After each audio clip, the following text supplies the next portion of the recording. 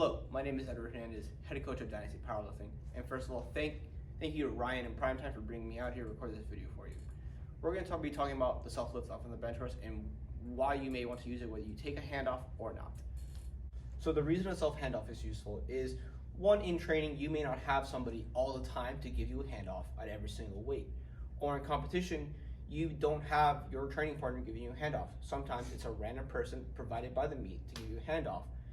And sometimes they may give you a bad handoff, but being more prepared to receive a handoff will better set off your bench for success. One of the common mistakes when making a self-handoff is setting up too far away from the bar. So what ends up happening is people will set up with the bar lined up with their eyes. What ends up happening is when they go to self-lift off, they push the bar back into the rack and thus have to bring the bar a great distance out. The more this bar has to move the rack, the more energy you're going to expend trying to stabilize the bar, and that energy wasted could affect the bench press itself. So the first step is to actually set up closer to the bar. Think of more chin and neck under the bar rather than your eyes. So what that looks like when you're setting up, instead of being here, you're going to be here. So when you unrack, the bar just barely comes out of the rack.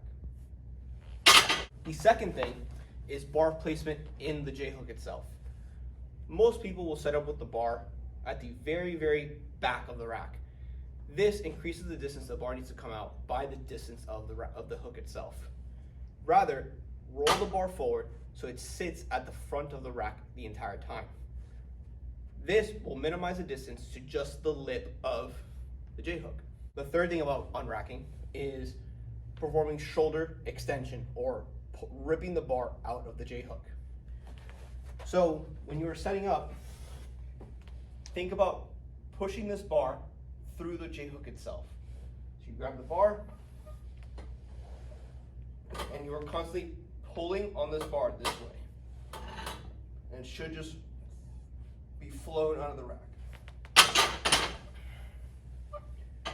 Along with that, as you're setting up, you're not only just applying shoulder extension, but also elbow extension, applying upward force to the bar. This will ensure that the bar is the slack is being pushed out of the bar the entire time. So, to recap, that is, roll the bar forward, set up with your chin and or neck under the bar while it's still in the rack, shoulder extension, and tricep extension.